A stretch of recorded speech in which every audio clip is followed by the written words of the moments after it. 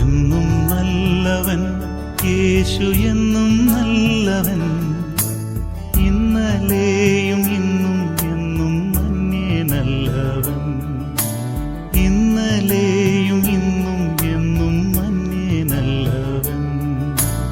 എന്നും നല്ലവൻ യേശു, എന്നും നല്ലവൻ, ഇന്നലെയും ഇന്നും എന്നും മന്നേ നല്ലവൻ, ഇന്നലെയും ഇന്നും എന്നും മന്നേ നല്ലവൻ. സാധാരണയായി കൊച്ചു കുഞ്ഞുങ്ങൾ കരയുന്ന സമയത്ത് നാം അവരെ ആശ്വസിപ്പിക്കുന്നതിന് വേണ്ടി ഉപയോഗിക്കുന്ന ഒരു വാക്കാണ് സാരമില്ല എന്നുള്ളത്. കുഞ്ഞ് കാല് തെറ്റി തറയിൽ വീണ് മുട്ടിയിടിച്ച് വല്ലാതെ വേദനിച്ച് കരയുന്ന സമയത്ത് നാം പറയും പോട്ടെ സാരമില്ല എന്ന് പറയുമ്പോൾ കുട്ടിക്ക് വലിയൊരു ആശ്വാസമാണ്. കുട്ടിയുടെ കയ്യിലുള്ള എന്തെങ്കിലും ഒരു സാധനം നഷ്ടപ്പെട്ടു പോയാലും അതിൻ്റെ കരച്ചിൽ അടക്കുന്നതിന് വേണ്ടി നാം പറയാറുണ്ട് സാരമില്ല പോട്ടെ. അത് കുഞ്ഞിന് വലിയൊരു ആശ്വാസമാണ്. മറ്റുള്ളവരെ ആശ്വസിപ്പിക്കുവാൻ നാം ഉപയോഗിക്കുന്ന ഒരു വാക്കാണ് സാരമില്ല എന്നുള്ളത്. നമ്മുടെ പ്രയാസങ്ങളുടെ മധ്യത്തിൽ നമ്മോട് അങ്ങനെ പറയുവാൻ ആരെങ്കിലും ഉള്ളത് തന്നെ വലിയൊരു ആശ്വാസമാണ്. ദാവീദ് രാജാവ് തൻ്റെ വർദ്ധിച്ച സങ്കടത്തിൻ്റെ മധ്യത്തിൽ ആശ്വസിപ്പിക്കുന്നവരുണ്ടോ എന്ന് നോക്കിക്കൊണ്ടിരുന്നു, ആരെയും കണ്ടില്ല താനും എന്ന് താൻ എഴുതിയിട്ടുണ്ട്.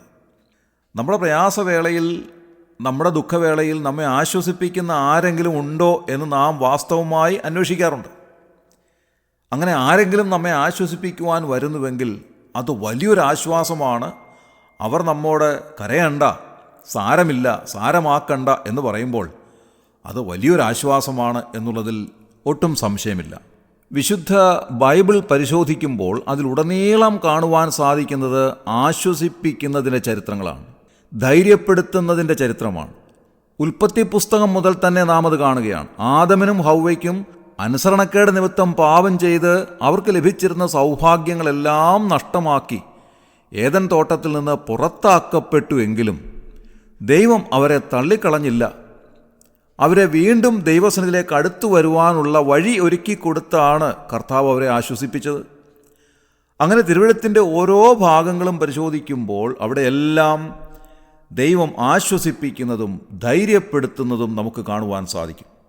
പുതിയ നിയമത്തിലേക്ക് വരുമ്പോൾ കർത്താവായ യേശു ക്രിസ്തു അനേകരെ ധൈര്യപ്പെടുത്തുകയും ആശ്വസിപ്പിക്കുകയും ചെയ്തിട്ടുണ്ട്. 38 ആണ്ടുകൾ രോഗിയായി അവസാനമായി ബെഥെസ്ദ കുളക്കരയിൽ വന്ന് സൗഖ്യത്തിന് വേണ്ടി കിടക്കുന്ന മനുഷ്യൻ്റെ അരികിലേക്ക് കർത്താവ് വന്ന് അവനെ സൗഖ്യമാക്കി, അവനെ ധൈര്യപ്പെടുത്തി എന്ന് കാണുവാൻ സാധിക്കും.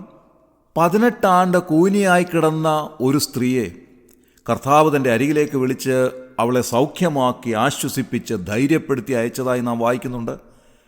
12 വർഷം രക്തസ്രവത്താൽ ബാധിതയായിരുന്ന, തൻ്റെ മുതലെല്ലാം വിറ്റുപിറക്കി എല്ലാ ചികിത്സകളും ചെയ്തിട്ടും സൗഖ്യം ലഭിക്കാതെ ഇരുന്ന ഒരു സഹോദരി കർത്താവിൻ്റെ വസ്ത്രത്തിൻ്റെ തൊങ്ങലിൽ വിശ്വാസത്തോടെ തൊട്ടപ്പോൾ അവർക്ക് സൗഖ്യം വന്നു, അവർക്ക് ആശ്വാസം ലഭിച്ചു. തൻ്റെ ഏക മകൻ്റെ ശവമഞ്ചത്തിൻ്റെ പിന്നാലെ അലമുറയിട്ട് പോയിക്കൊണ്ടിരുന്ന സഹോദരിയുടെ അരികിലേക്ക് കർത്താവ് ചെന്നിട്ട് കരയണ്ട എന്ന് പറഞ്ഞ് അവളെ ആശ്വസിപ്പിക്കുകയും ആ മരിച്ച ഏക മകനെ ജീവനിലേക്ക് മടക്കിക്കൊണ്ടുവന്ന് അവൾക്ക് സമ്മാനിക്കുകയും ചെയ്ത ആശ്വസിപ്പിക്കുന്ന കർത്താവിനെ നാം തിരുവെഴുത്തിൽ കാണുകയാണ്.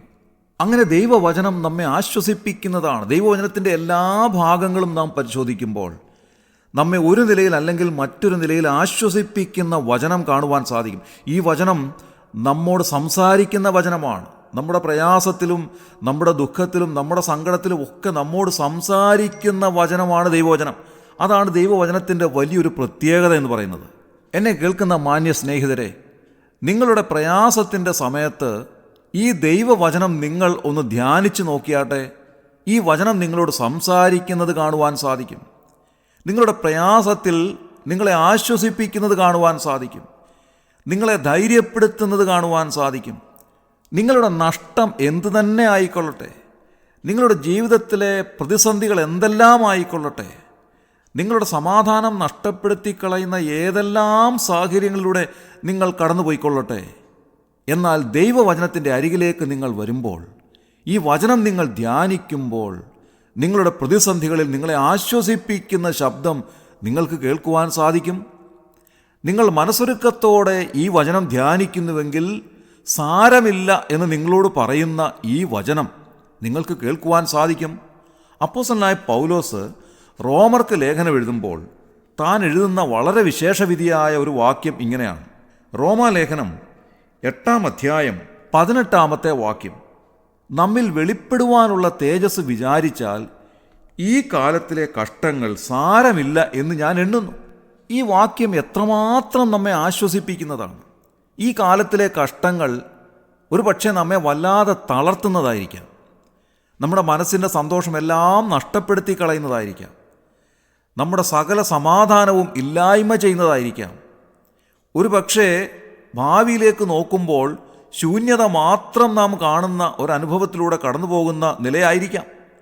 എന്ത് തന്നെ ആയിരുന്നാലും അപ്പോസ്തലനായ പൗലോസ് പറയുകയാണ്, ഈ കാലത്തിലെ കഷ്ടങ്ങൾ സാരമില്ല എന്ന് പറയുവാൻ തക്കവണ്ണം എനിക്ക് സാധിക്കുന്നു. അതിൻ്റെ കാരണം എന്താണ്? എന്നിൽ വെളിപ്പെടുവാനുള്ള വലിയൊരു തേജസ്സുണ്ട്. ആ തേജസ്സിനെപ്പറ്റി ഓർക്കുമ്പോൾ ഈ കാലത്തിൽ ഞാൻ അനുഭവിക്കുന്ന ഒരു കഷ്ടതയും സാരമില്ലാത്തതാണ്. ഇതേ അധ്യായത്തിൻ്റെ 16-ാം വാക്യത്തിൽ നാം കാണുന്നത്, നാം ദൈവത്തിൻ്റെ മക്കൾ എന്ന് ആത്മാവ് താനും നമ്മുടെ ആത്മാവോടുകൂടെ സാക്ഷ്യം പറയുന്നുവെന്നാണ്. നാം ദൈവത്തിൻ്റെ മക്കളാണ്. അതുകൊണ്ട് നമ്മുടെ സ്വർഗീയ പിതാവ് നമ്മെ ആശ്വസിപ്പിക്കുന്നവനാണ്. സാരമില്ല എന്നോ നമ്മോട് പറയുവാൻ കഴിവുള്ളവനാണ്. ഈ ദിവസങ്ങളിൽ എത്രയോ പേരാണ് ജീവിതത്തിലെ സമാധാനവും സന്തോഷവും എല്ലാം നഷ്ടപ്പെട്ട് ആത്മഹത്യ ചെയ്തത്. അടുത്ത സമയത്ത് കേരളമാകെ നടുങ്ങിപ്പോയ ആത്മഹത്യകൾ നാം കാണുകയുണ്ടായി. നമ്മുടെ മനസ്സിൽ മായാത്ത മുറിവ് സൃഷ്ടിച്ച ആത്മഹത്യകൾ, അവരുടെയൊക്കെ മനസ്സിൻ്റെ സമാധാനം നഷ്ടപ്പെട്ട് സന്തോഷം നഷ്ടപ്പെട്ട് വലിയ നിരാശയിൽ ആണ്ടുപോയപ്പോഴാണ് അവരൊക്കെ ആത്മഹത്യയ്ക്ക് ഒരുങ്ങിയത്. ജീവിതത്തിൽ എല്ലാ ആശയും നഷ്ടപ്പെട്ട് കഴിഞ്ഞപ്പോഴാണ് അവർ ആത്മഹത്യയിലേക്ക് തിരിഞ്ഞത്. എന്നാൽ ഒരിക്കലെങ്കിലും ദൈവവചനത്തിൻ്റെ അരികിൽ വന്ന് ഈ ദൈവവചനം ധ്യാനിച്ചിരുന്നുവെങ്കിൽ അവർക്ക് ആർക്കും ആത്മഹത്യ ചെയ്യേണ്ടതായി വരില്ലായിരുന്നു. ഈ ദൈവവചനം അവരെ ആശ്വസിപ്പിക്കുമായിരുന്നു. അത്രമാത്രം നമ്മെ ആശ്വസിപ്പിക്കുന്ന മറ്റൊരു വചനവും ഇന്നേ വരെ എഴുതപ്പെട്ടിട്ടില്ല എന്നുള്ളത് സ്പഷ്ടമായ ഒരു കാര്യമാണ്. ദൈവവചനം മാത്രമാണ് നമ്മെ ആശ്വസിപ്പിക്കുന്നത്, ധൈര്യപ്പെടുത്തുന്നത്. ഈ ലോകത്തിന് അപ്പുറമായിട്ടുള്ള സന്തോഷകരമായ അനുഗ്രഹിക്കപ്പെട്ട ജീവിതത്തെ സംബന്ധിച്ച് നമുക്ക് അറിവ് നൽകുന്നതും പ്രത്യാശയുടെ ധൈര്യം നമുക്ക് നൽകുന്നതും ഈ വചനം മാത്രമാണ്. ഇന്നേ ദിവസം രാവിലെ ഒരു പക്ഷേ എന്നെ കേൾക്കുന്ന ആരെങ്കിലും വളരെ വലിയ പ്രതിസന്ധിയിലൂടെ കടന്നു പോകുന്നവരായിട്ടുണ്ടെങ്കിൽ, നിങ്ങളുടെ ജീവിതത്തിൻ്റെ സമാധാനമോ സ്വസ്ഥതയൊക്കെ നഷ്ടപ്പെട്ട് ആശ്വാസം നഷ്ടപ്പെട്ടവരായിട്ടുണ്ടെങ്കിൽ ദൈവസന്നിധിയിലേക്ക് അടുത്തു വരിക. കർത്താവായ യേശുക്രിസ്തുവിലൂടെ നിങ്ങൾക്ക് പിതാവാം ദൈവത്തിൻ്റെ അരികിൽ വരുവാൻ സാധിക്കും. ആ കർത്താവായ യേശുക്രിസ്തു ഈ താണലോകത്തിലേക്ക് വന്ന് നമുക്ക് വേണ്ടി കാൽവറി ക്രൂശിൽ മരിച്ചത്, ആ കർത്താവായ യേശുക്രിസ്തുവിൽ വിശ്വസിക്കുന്നവർക്ക് നിത്യജീവൻ ലഭിക്കുന്നതിന് വേണ്ടിയാണ്. അവർക്ക് കർത്താവായ യേശുക്രിസ്തുവിലൂടെ പിതാവാം ദൈവത്തിൻ്റെ അരികിൽ ചെന്ന് ആശ്വാസം പ്രാപിക്കുന്നതിന് വേണ്ടിയാണ്, ധൈര്യം ലഭിക്കുന്നതിന് വേണ്ടിയാണ്. യേശുക്രിസ്തുവിലൂടെ അത്യുന്നതനായ ദൈവത്തിൻ്റെ അരികിൽ ചെന്ന് നമ്മുടെ ആവശ്യങ്ങൾ അറിയിക്കുമ്പോൾ പരമകാരുണികനായ ആ ദൈവം നമ്മെ ആശ്വസിപ്പിക്കുന്നു, നമ്മെ ധൈര്യപ്പെടുത്തുന്നു. ദൈവവചനത്തിലൂടെ നമ്മെ ജീവിതത്തിലേക്ക് മടക്കിക്കൊണ്ടുവന്ന് ദൈവസന്നിധിയിൽ നമ്മെ നേരെ നിർത്തി ആശ്വസിപ്പിച്ച് ധൈര്യപ്പെടുത്തി പ്രത്യാശയാൽ നിറച്ച് ഈ കാലത്തിലെ കഷ്ടങ്ങൾ സാരമില്ല എന്ന് നമ്മോട് പറയുന്ന അനുഗ്രഹിക്കപ്പെട്ട വചനം നമുക്ക് നൽകി നമ്മെ ജീവിപ്പിക്കുമാറാക്കുന്നു. അങ്ങനെ വിശ്വസിക്കുന്ന ദൈവമക്കൾക്കായി ഞാൻ ദൈവത്തെ സ്തുതിക്കുന്നു. ഇന്ന് രാവിലെ ഈ ദൈവവചനം നമ്മോട് പറയുകയാണ്, നമ്മിൽ വെളിപ്പെടുവാനുള്ളൊരു തേജസ്സുണ്ട്. ആ തേജസ് വിചാരിച്ചാൽ ഈ കാലത്തിലെ കഷ്ടങ്ങൾ സാരമില്ല എന്നെണ്ണുവാൻ സാധിക്കും. ആ ഒരു നിലയിലേക്ക് വരുവാൻ താങ്കൾക്ക് സാധിച്ചിട്ടുണ്ടോ? കർത്താവായ യേശുക്രിസ്തുവിനെ രക്ഷിതാവും കർത്താവുമായി സ്വീകരിച്ച് പിതാവാം ദൈവത്തിൻ്റെ അരികിലേക്ക് വന്ന് സകല പ്രശ്നത്തിനും അവിടെ പരിഹാരം കണ്ടെത്തുവാൻ താങ്കൾക്ക് സാധിച്ചിട്ടുണ്ടോ?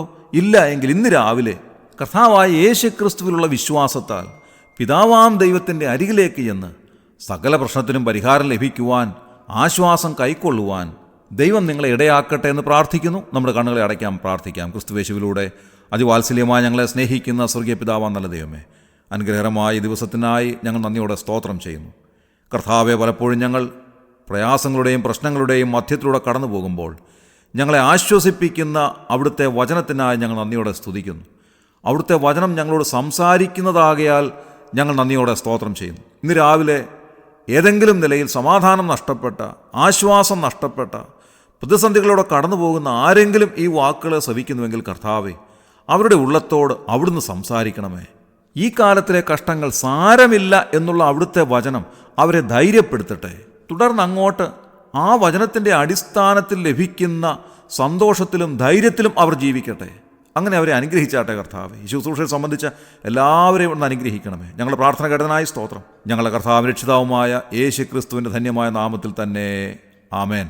ഭാരമുള്ളിൽ നേരിടും നേരമെല്ലാം താങ്ങിടും, ഭാരമുള്ളിൽ നേരിടും നേരമെല്ലാം താങ്ങിടും, സാരമില്ലെന്നോതിടും തന്മാർവിലെന്നെ ചേർത്തിടും, സാരമില്ലെന്നോതിടും തന്മാർവിലെന്നെ ചേർത്തിടും. എന്നും നല്ലവൻ യേശു, എന്നും നല്ലവൻ, ഇന്നലെയും ഇന്നും എന്നും മന്യേ നല്ലവൻ.